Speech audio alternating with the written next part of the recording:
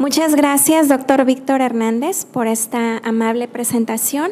Agradezco la invitación del Colegio de Abogadas y Abogadas de Costa Rica al doctor Carlos Ortiz y también a la Asociación Iberoamericana de Estudios de Regulación por esta invitación.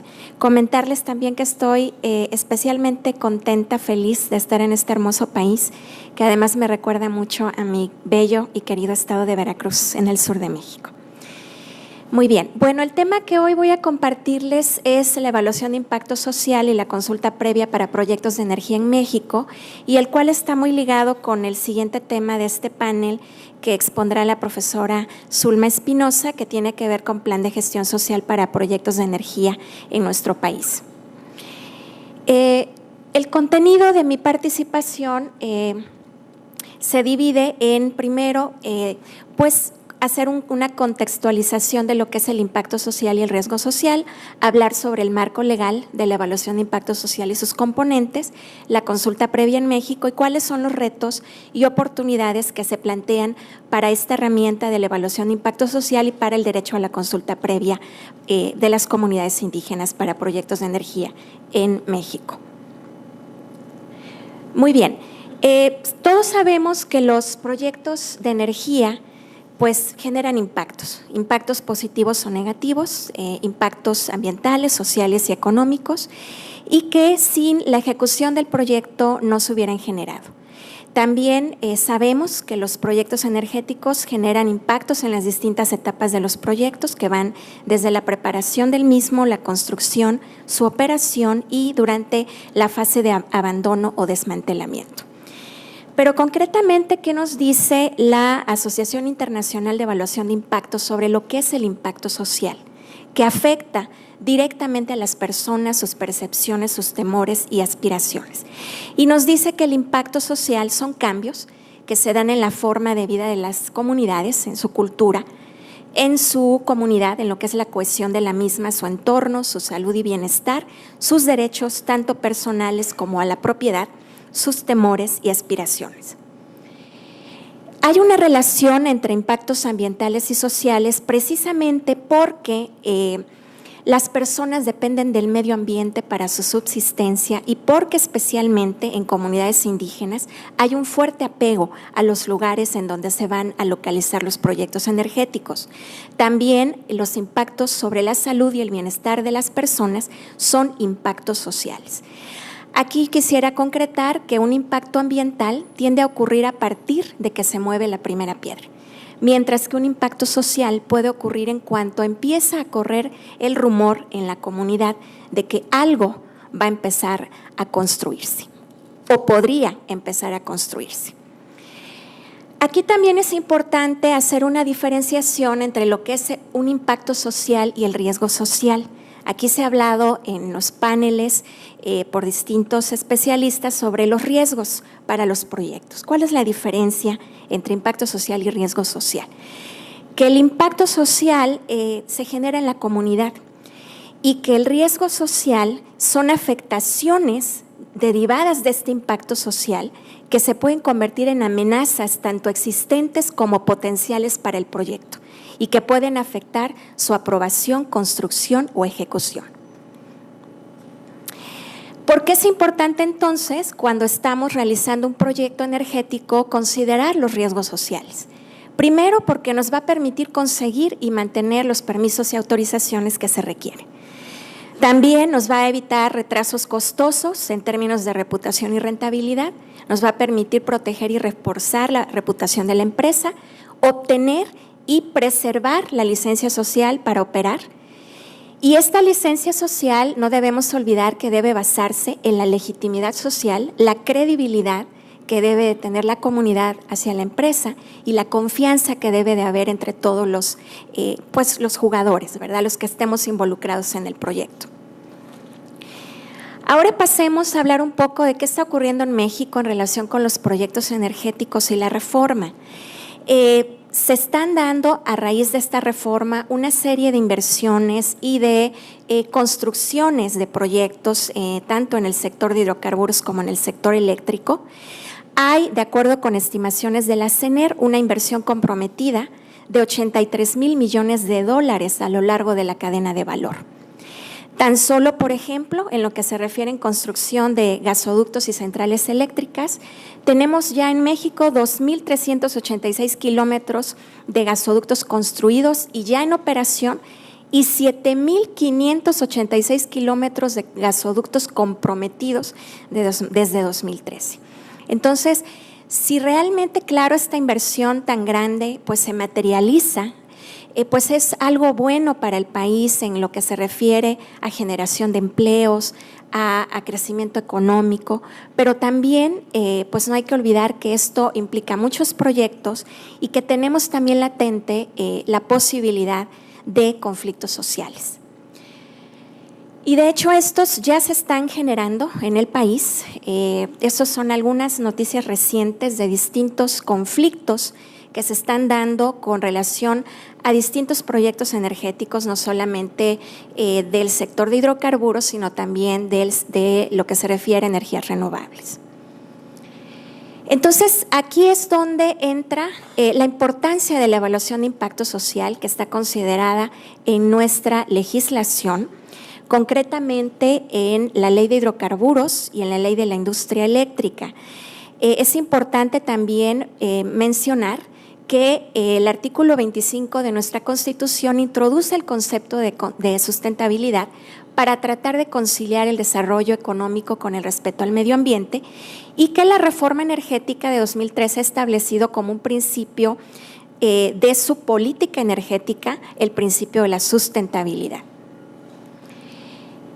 Entonces, la reforma ha planteado un marco legal en el que los proyectos de la industria energética deben atender el principio de sustentabilidad, el principio de respeto a los derechos humanos en comunidades y pueblos de las regiones en donde se van a desarrollar los proyectos energéticos y el derecho a la consulta previa. Entonces, la evaluación de impacto social, simplemente a manera de antecedente, hay que mencionar que surgió en los años 70 de manera simultánea a la evaluación de impacto ambiental, por lo que era frecuente que esta evaluación se considerara como parte de la evaluación de impacto ambiental, hasta que con el tiempo se dio una separación en la práctica para una mayor comprensión de los aspectos sociales, de los proyectos y los resultados para las comunidades. ¿En qué ayuda la evaluación de impacto social? Permite, primero que nada, conocer el área de influencia del proyecto y el perfil de la comunidad para entender los problemas y comprender mejor el proyecto propuesto. Y, como alguien mencionó en un panel anterior, si bien los impactos no van a desaparecer con el proyecto, sí se pueden mitigar los impactos negativos y se pueden maximizar los beneficios y oportunidades relacionados con los impactos positivos. ¿Cuáles son los impulsores de valor empresarial para la evaluación, que la evaluación de impacto social brinda a una empresa? Pues le ayuda en el ahorro de costos y productividad, en acceso a capital. Recordemos los principios de Ecuador y las entidades financieras que brindan pues financiamiento a proyectos que están en línea con estos principios. La gestión de riesgos, ayuda en la reputación a la empresa y aumento de ingresos y acceso a mercados. Bueno, ahora sí, el marco legal de la evaluación de impacto social en México, el artículo 121 de la Ley de Hidrocarburos, establece que los interesados en obtener un permiso o una autorización para desarrollar proyectos en materia de hidrocarburos deberán presentar a la CENER una evaluación de impacto social que debe contener por lo menos 3 componentes: identificación, caracterización, predicción y valoración de estos impactos que se puedan derivar por las actividades que sean realizadas con el proyecto, las medidas de cómo se van a mitigar los impactos negativos y ampliar los impactos positivos y un plan de gestión social correspondiente. Algo muy importante es que también en este artículo se establece que la resolución que se obtenga por la CENER deberá ser presentada por el asignatario o contratista a la ASEA, la Agencia de Seguridad, Energía y Ambiente, para efectos de la autorización de impacto ambiental. Muy bien.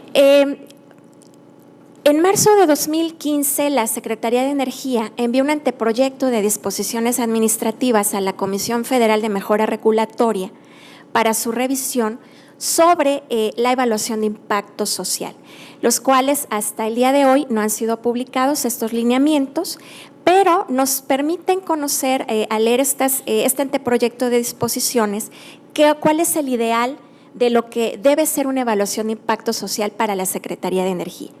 Y ¿cuáles serían esos componentes? Pues, de manera general, la información del proyecto, la metodología de cómo se van a evaluar estos impactos y de cómo se van a identificar las áreas de influencia del proyecto, y pues la caracterización de pueblos y comunidades indígenas, si es que el proyecto se va a localizar en territorios de estas comunidades. También cuáles son los distintos actores involucrados en el proyecto, la identificación de estos impactos y el plan de gestión social.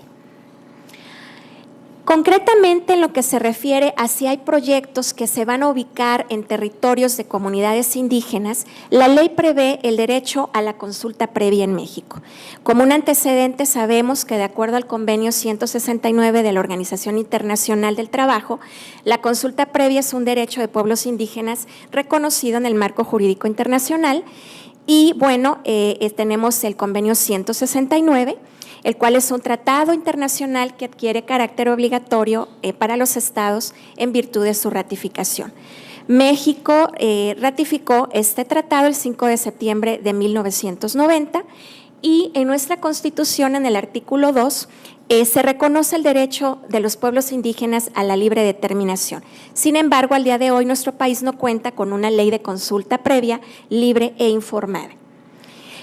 En el país hay 25 entidades que reconocen este derecho y solamente los estados de San Luis Potosí y Durango tienen leyes sobre consulta y reconocen a los pueblos y comunidades indígenas como sujeto de derecho.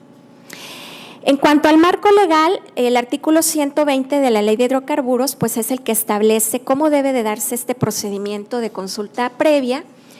Y también en el artículo 85 del reglamento de la Ley de Hidrocarburos, pues se habla de que la Secretaría de Energía es la responsable de estos procedimientos de consulta previa y que la Secretaría realizará esta consulta en coordinación con la Secretaría de Gobernación, la Comisión Nacional para el Desarrollo de Pueblos Indígenas y la ASEA. La consulta previa deberá observar principios rectores de buena fe, libertad, información, pertinencia cultural, transparencia, acomodo y razonabilidad y seguirá estándares nacionales e internacionales en la materia y va a tener como fin alcanzar un acuerdo u obtener el consentimiento libre e informado. También se establecen las etapas que deberá contener esta consulta o fases generales. Y también pues comentar que realmente en México la experiencia de la consulta previa es incipiente todavía. Hay desde el año 2014 algunos procedimientos de consulta que ha llevado a cabo la Secretaría de Energía, sobre todo en el estado de Oaxaca, en el estado de Chihuahua con el pueblo Rarámuri, con la tribu Yaqui en Sonora y en la comunidad indígena zapoteca de Juchitán de Zaragoza en el istmo de Tehuantepec, los cuales pues bueno han tenido resultados muy diversos. ¿Cuáles son, para finalizar, algunos de los retos y oportunidades que plantea la evaluación de impacto social y la consulta previa para estos proyectos de energía en México? Primero, es importante mencionar que es una herramienta de carácter preventivo que puede ayudar a obtener y conservar la licencia social para operar de las comunidades, que es una herramienta que pues puede probar su utilidad y relevancia en todas las etapas del proyecto, ya que contribuye al empoderamiento de las comunidades y además promueve igualdad de género en la participación y toma de decisiones. También abre las puertas para encontrar financiamiento de instituciones financieras que, como ya dije, se puedan alinear con los principios de Ecuador. ¿Cuáles son los retos para la consulta previa en nuestro país? Pues, de acuerdo con la principal recomendación que ha hecho la Comisión Nacional de Derechos Humanos en su Recomendación General 27/2016, se establece la necesidad de que exista un ordenamiento específico que regule adecuadamente este proceso de consulta, ya que a partir de contar con este ordenamiento se pueden diseñar e implementar políticas públicas que aseguren la viabilidad del derecho a la consulta previa. Muy bien, y para finalizar hablaría un poco de los retos en la operatividad. ¿Todavía tengo tiempo, doctor? ¿Sí? Muy bien. En la operatividad de la consulta, y de acuerdo a esto con la experiencia de países latinoamericanos que nos llevan más ventaja, como el caso de Colombia, sé que también en Chile y en Guatemala, en donde, bueno, ¿cuáles han sido algunas de las partes de experiencia? El alto nivel de desconfianza que existe entre las partes que interactúan en estos procesos y lo cual dificulta el diálogo y el logro de acuerdos, la ausencia de información sistematizada que permita tener información completa y apegada a la realidad pues, de estos pueblos indígenas, los altos costos del proceso de consulta y el tiempo de realización, el impacto económico sobre los costos del proyecto por retrasos, como comentaba aquí el abogado, en la implementación del proceso de consulta y la falta de procedimientos oficiales y de personal capacitado para desarrollar estos procesos. Y hasta aquí dejaría mi intervención. Muchas gracias por su amabilidad y por su atención.